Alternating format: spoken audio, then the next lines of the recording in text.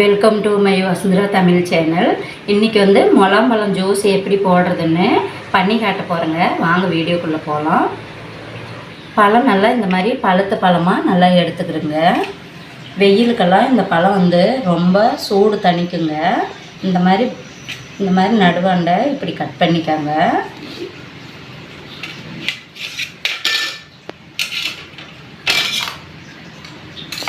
Cut பண்ணதுக்கப்புறம் இந்த விதையெல்லாம் இந்த மாதிரி எடுத்துருங்க. தனியாக இப்படி எடுத்துக்கிறலாம் விதையை.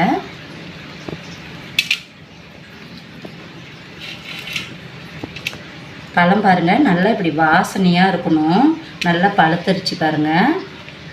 இதுலேயே தண்ணி ஜாஸ்தியாக இருக்கும் பாருங்கள். விதையை எடுக்கும்போது தண்ணி இப்போ இதில் ஜூஸ் பாருங்கள் அப்படியே வந்துக்கிட்டு இருக்கு.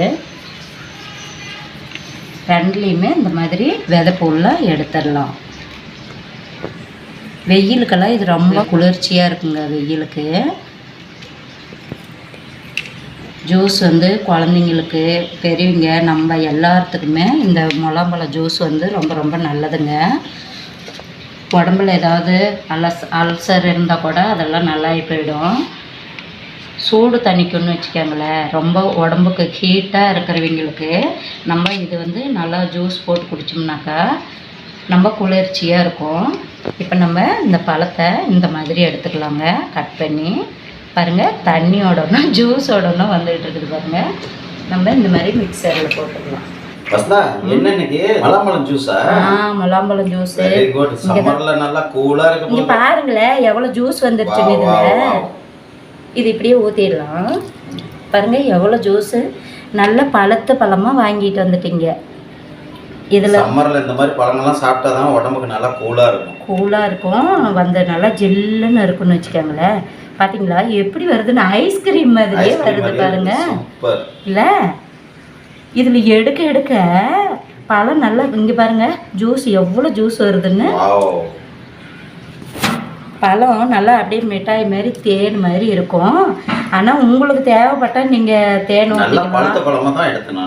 பழுத்த பழம் எடுத்துகிட்டு வந்துருக்குறீங்க இல்லைங்க. மற்றவங்களுக்கு இது சர்க்கரை ஒன்றும் நம்ம இனிப்பாக சாப்பிட்றவங்களுக்கு அவங்க வேணும்னா சர்க்கரை போட்டுக்கலாம். நான் வந்து சர்க்கரையெல்லாம் போட மாட்டேன்.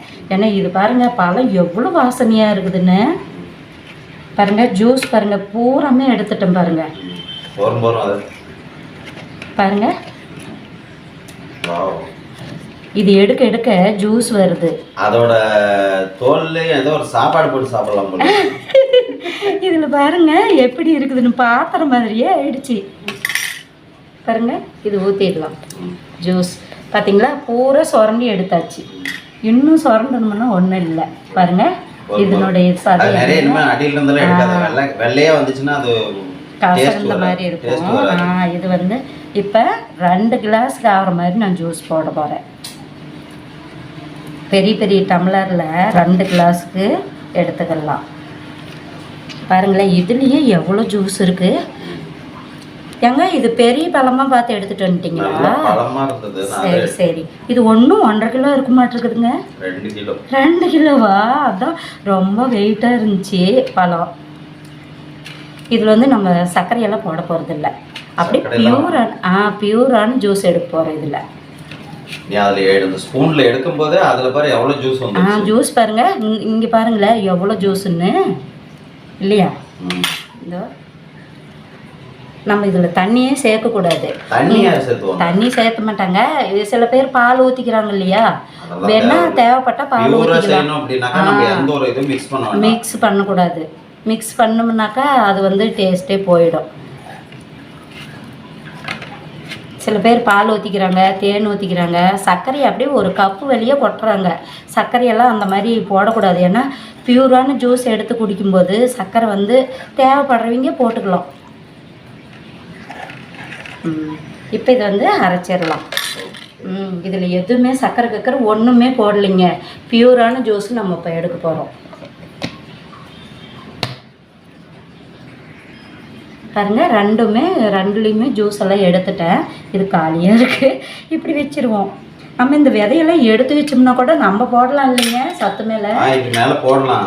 தொட்டியில் போடுறதுக்கு இது கொண்டு போய் சூர்யா மேலே காய வை சத்து மேலே. நம்மளுக்கு இந்த விதை வந்து பாரு இதே மாதிரி முலாம்பழம் வரும். இந்த விதை மேல மாடியில காய போட்டுரும். கமலாவே போட்டு வச்சோம்னா நல்லா வளர ஆரம்பிச்சோம். விதை பாருங்களேன் நல்லா அப்படியே எப்படி இருக்குதுன்னு, நல்லா முத்துன விதையாக இருக்குது. தொட்டியில் போட்டோம்னா வந்துடும். சரி இதை நம்ம அரைச்சிடலாம். இப்போ ரொம்ப ஜூஸியாக இருக்கு. ஜூஸியாக இருக்கும். என்ன வசந்தா ஐஸ் கியூப் போட போறியா அதில்? ஆமாம், நான் ஐஸ் எடுத்து வச்சுருக்கிறேன். இது வந்து இதில் போட்டோம்னா நல்லா ஜில்லுன்னு இருக்கும். சரி, ஜூஸில் போட்டு அரைச்சோம்னா நல்லா ஜில்லுன்னு இருக்கும்.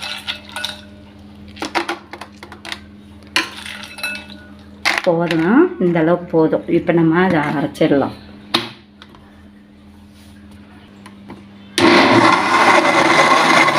ஒரு 2 வாட்டி சுற்றணும், எடுத்துடலாம். அரைச்சி வச்சுங்க. இப்போ வந்து நம்ம டம்ளரில் ஊற்றிக்கலாம். சர்க்கரை இல்லாமல் நான் பாருங்கள் அரைச்சிருக்கேன் முலாம்பழம் ஜூஸு. இப்போ நம்ம டம்ளரில் ஊற்றிடுவோம்.